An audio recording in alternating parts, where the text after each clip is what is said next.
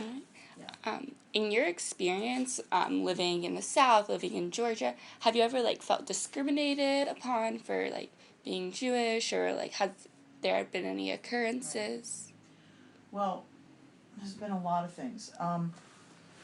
Two things in particular I want to talk to you about is the Okay. policy here for absences for students if you're Jewish, and the Yeah. other is the very first thing I did when I came here over the 6 years ago over the summer.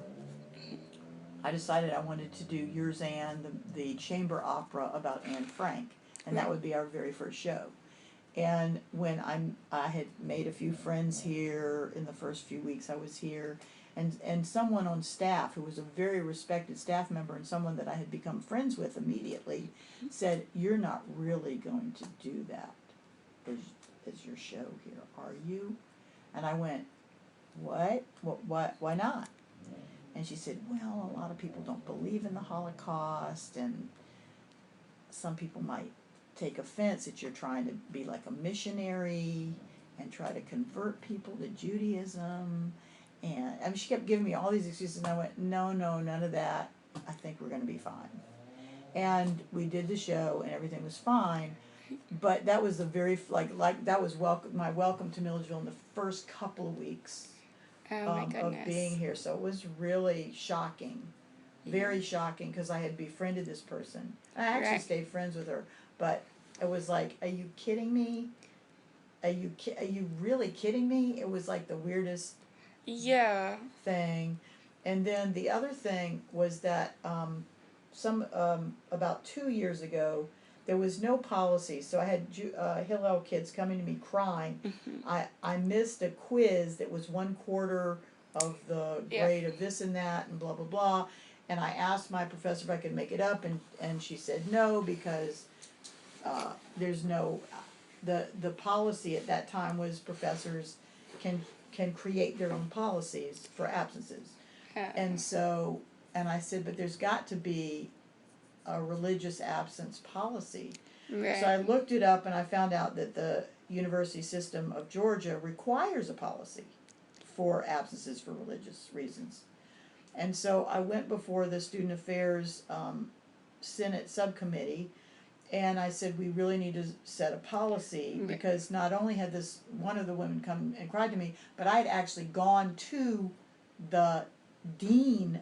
She had gone, I had told her to go to the chair Mm-hmm. and the chair would not support her.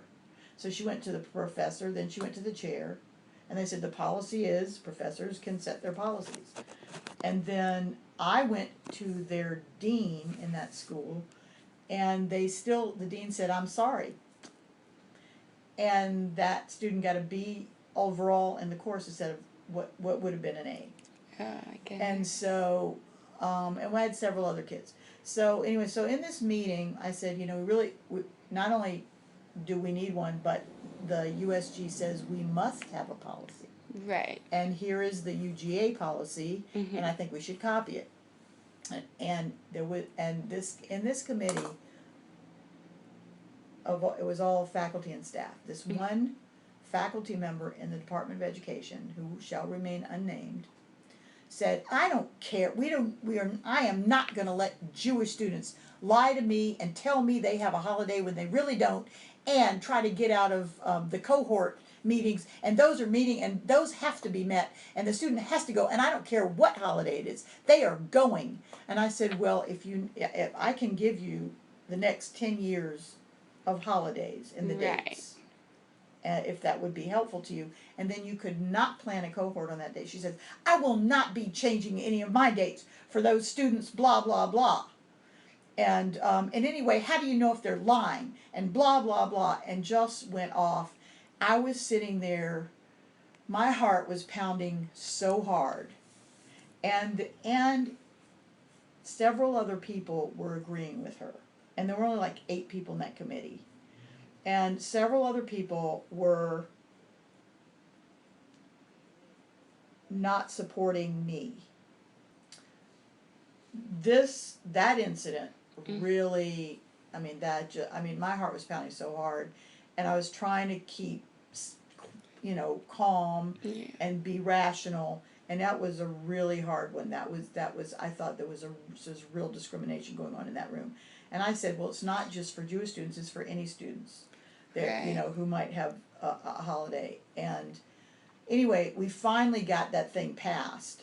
But the Right. way it was passed initially was that if you did not fill out a form and hand it to all of your professors in the first week Yep. of the first semester of school, and you're expecting freshmen to know whether they're going home, whether they're going to Macon, whether they're going to be in class, whether they even remember what the holiday is, because I can't even keep track, because they change every year. Yeah. And I was explaining to them, I can't even keep track. I don't know when the holiday's coming up. It changes every year. Yeah. It's not like Christmas on the 25th of December.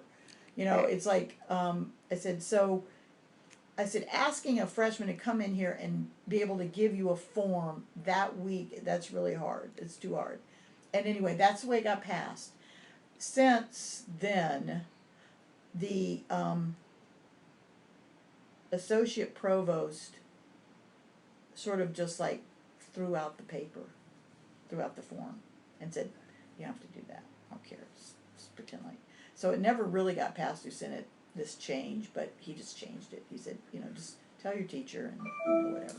So That's anyway, good. so still to this moment I don't even know exactly what the policy is.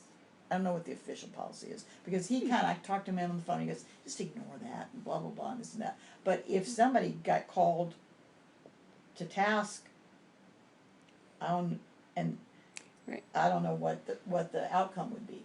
So anyway, it's interesting.